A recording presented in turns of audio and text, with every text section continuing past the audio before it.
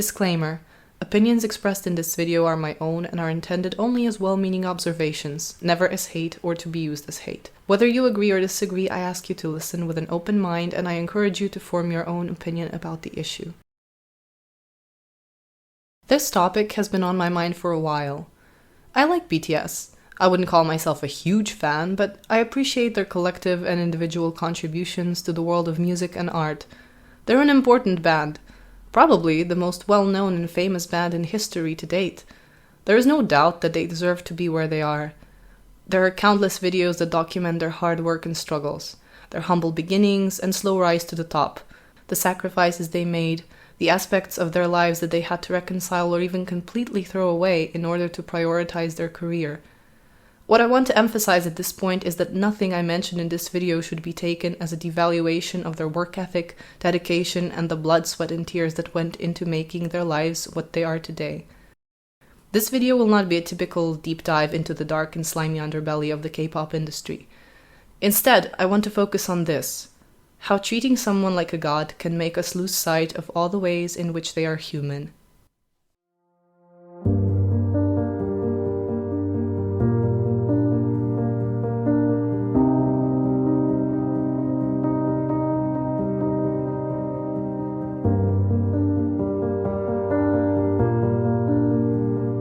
The good about BTS is praised for a good reason.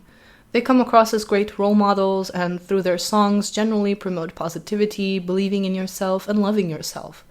They write a good portion of their own lyrics, produce and co-produce many tracks, and genuinely seem to live and breathe for their fans. 생각이 없이 이번에 BA 앨범 만들 때 특히나 가사적으로는 진짜 완전 자유롭게 썼어. All members regularly donate to charities, as is customary for Korean celebrities, and they do a ton of other activities outside the realm of music to create content and continue giving to fans. There is a lot of good that can be said about BTS, but I want to look beyond the praise and possibly shine a light on the other side of the coin, not in regards to the members' private lives, but in regards to how their power and position proceed to shape their journey as a band, a brand, and how the world around them takes advantage of their influence, all the while 7 lives continue to be stripped of their humanity and individualism. I know that not many people want to hear this, and perhaps many will simply dismiss my comments as hate. My intent is not malevolence. I want to talk about the things that people may overlook because of the shiny silver platter that everything is delivered on. Only after you've taken what was brought to you can you look at the empty platter and see that perhaps it's not all silver underneath. I am hoping that for a few minutes we can stop and look at BTS as humans instead of idols. None of us know who Seokjin, Namjoon, Yoongi, Hoseok, Jimin, Taeyang, and Jungkook truly are, but maybe we can try to meet them halfway.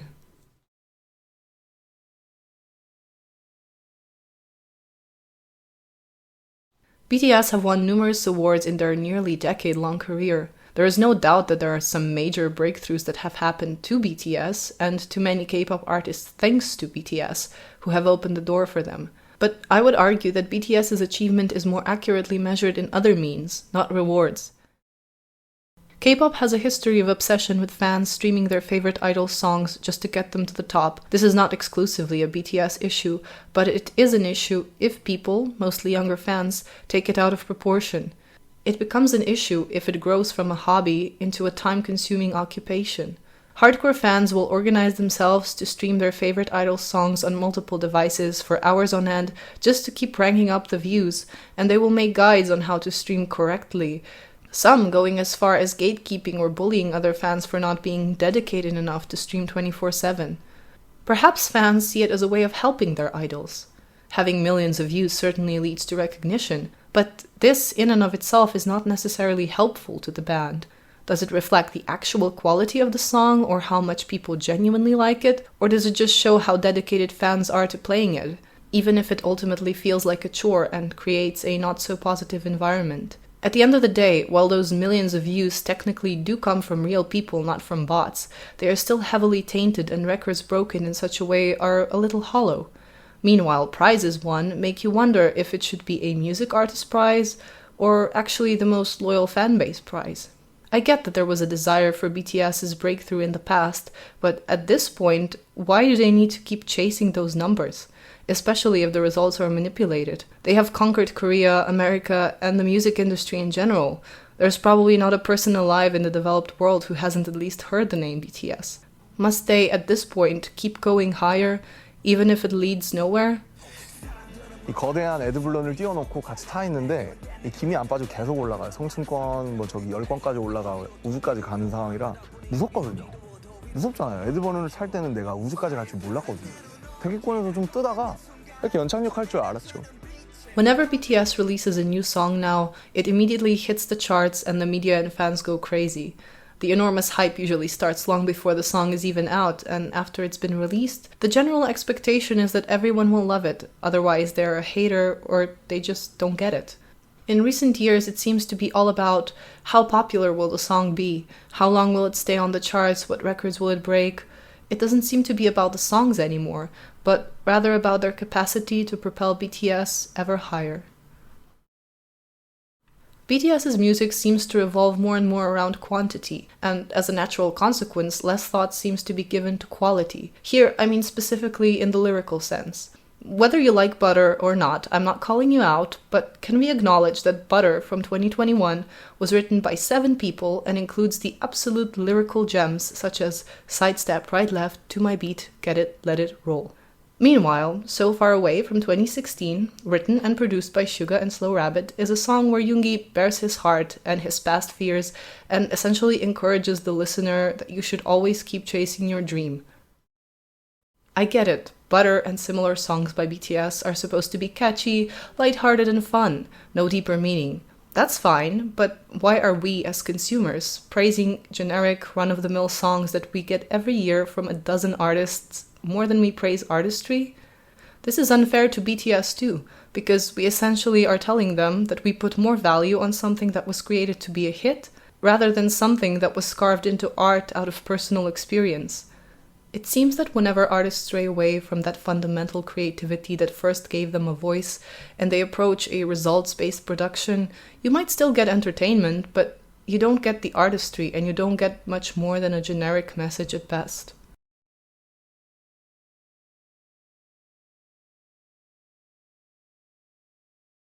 I'm glad that BTS are loved all around the globe, but how they are being treated by the American media often ranges from ridiculous to a bit offensive and kind of even to exploitative. Can we feel it? That's enough. Their faces, names, and bad name, of course, are being used to promote literally everything in their homeland and overseas, even though they are being hired to star in commercials for everything from air purifiers to mattresses in Korea, and they certainly do some funny, lighthearted interviews in Korea too. They are still generally treated with more respect and more seriously as musicians in their homeland, as opposed to overseas where they have to deal with questions like, do you use a lot of butter in your cooking back home? Do you date? What part do you like the most? In 20 seconds, I was freaking out. So the beginning. Okay. Yeah. The beginning, of course. This feels like a summer song. No way. Yeah. Can I see one of those dance moves? Come on. My favorite part was the Usher line. Oh. Yeah. I'm like, oh, I like that. All right, now we're best friends with BTS. How great is that? Yeah. Wow! Oh! I don't expect them to promote exclusively just what they use, consume, or believe in. They are celebrities after all. But seriously, the cognitive dissonance between promoting the unhealthy fast food BTS McDonald's meal when several, if not all members, have at some point admitted to going on starvation diets both in the past and apparently every so often before a new release. Will you guys produce a whole album in English? Will we produce the whole album in English? Yeah. That's the question? That's the question. Yeah, I mean, we're planning to, release some songs in English versions, but we'll see, Ashton, we'll see. Do it. I mean, already, your Japanese album is coming out soon, right? So why not English? Here's another thing that is often on my mind. I don't want to speak for anyone, but it does make me wonder. Imagine being a 16, 17-year-old Korean girl who's been a fan of BTS for years, since before they blew up in America. And now, Namjoon, dressed as a cowboy, is telling you, in English, to sing along to Elton John, whom you've probably heard of, but he's not part of your history. Neither are cowboys or songs completely in English. I get the desire to grow and expand and connect with international fans, and I know the rest of Permission to Dance is totally relatable for everyone. I'm nitpicking here, I admit. But I am nitpicking because a lot of times I wonder if their native fans may feel a little alienated by the westernization of BTS's songs, especially lately since the band's songs focus much more on writing the next big hit and on catering to as wide of an audience as possible, instead of getting a personal, deeper message across, like so many of their older songs do. Navigating life, the pressures of the world, finding your path, much of which in their older songs is often entwined with Korean culture or history, and it was still relatable to international fans. They still like those songs. We still do. RM's post-chorus rap in Dope is one of the most distinctly Korean things BTS has ever put into a single, with the artist referring to the Sampo, Oppo, and Yukpo generations. Those who are considered part of the Sampo generation gave up on having romantic relationships, marriage, and children. The young Oppo generation isn't able to achieve the first three, along with not being able to find proper employment or own their homes. And the younger Yukpo generation encompasses forgoing those previous desires, as well as giving up on general relationships and social life. Lastly, in this section, I do need to address this. To those who are saying how proud they are of BTS for coming to the US White House, I'm genuinely curious. If you're here watching this, what exactly was it that you were so proud of? That the most famous band in the world, who can get pretty much anywhere, managed to get an invitation to the White House? That they were given a platform as if they needed one? That they are respected enough that even the US thinks their opinion matters? Because I'm sorry, but respect was not the reason why they invited BTS to come. People care a lot about what you say. With this sentence, he's basically telling you why BTS stood on that podium giving a speech instead of an Asian American person with their story and their perspective on the issue. They decided to bring a Korean boy band to the US to talk about racial issues that Asian American population faces. Yes, anyone can experience racism and everyone should have a platform to talk about it. BTS themselves were a target of racism in the past, and perhaps there is some overlap, but they do not have the experience of Asian Americans who live in the US. If they want to talk about inclusion and respect, they don't need to be invited to America to do so. But America apparently feels like it doesn't have a strong enough voice among its own people, not even celebrities. The White House visit was not a problem because BTS promoted a positive message. I think most people who aren't jumping on the praise wagon are those who see that it was purely performative. I agree with the idea that you should use your voice for good if you can. The problem was the mechanism behind it. It was superficial. Just to get clicks, public approval, views, because BTS's faces sell. I won't put the blame solely on the US because I think BTS's PR team also calculated the benefits of them appearing there. How much agency and free will the members themselves have in such cases, however, is debatable, and actually kind of the topic of the last chapter. 조금만 따라준다면 추고 있지 않을까요? 40에도 뭐 투어하고 콘서트를 해야 될 텐데. It's pretty well known that many K-pop idols are bound by very harsh contracts.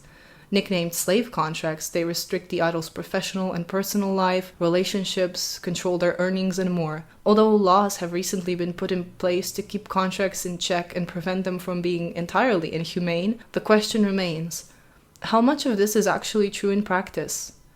And no, officially, BTS are not bound by a slave contract. I'm not trying to imply that they are being exploited, I have no clue, but they are caught up in the giant K-pop machinery where transparency just isn't a thing.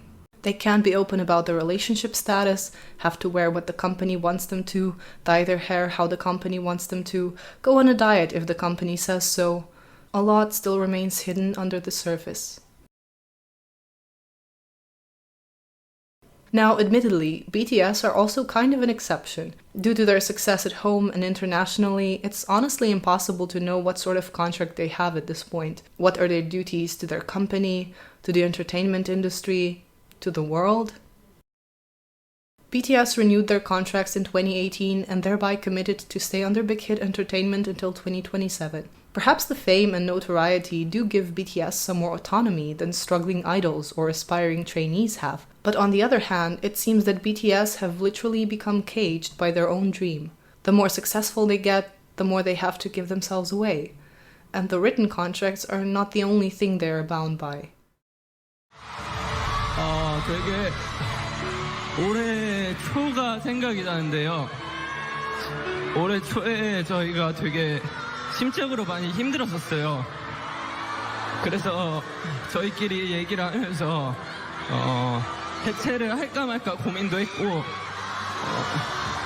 근데 다시 마음을 정말 다잡고 이렇게 좋은 성적을 낼 수 있게 돼서 너무 다행이라고 생각하고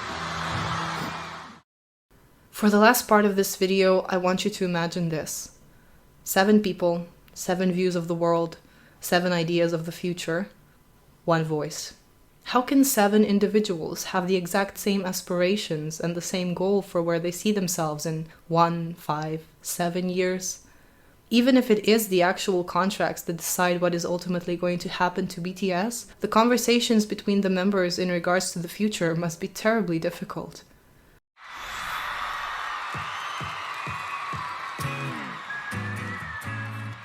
진짜 잘 안 떨거든요, 무대에서.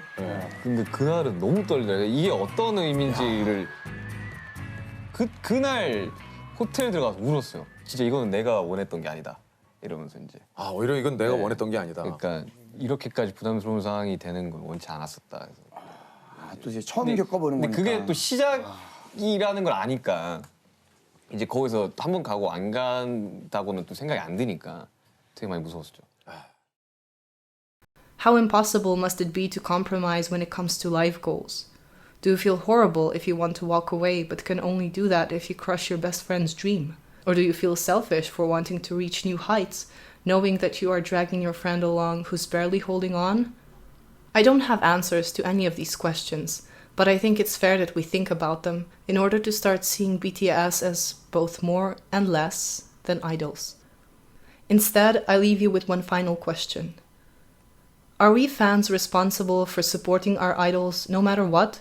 Or do we also have the responsibility to address the issues we see, so that we can hope to be a small rivet on the plane that will help our idols land safely?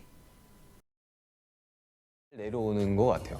예전에는 막 원래 막 5만 명 사이즈에서 하다가 갑자기 10,000명으로 가고 5,000명으로 가고 2,000명으로 가고 이러면 너무 우리들이 그걸 견딜 수 있을까? 우리가 슬프지 않을까라는 생각했는데 남아 계신 분들을 위한 저희들의 착륙이지 않을까라는 생각이 참 들더라고요. Thank you for joining me in this video. I would love to hear your thoughts and opinions on the topic. Even if you disagree and have come this far, thank you, and please feel free to share your perspective if you wish.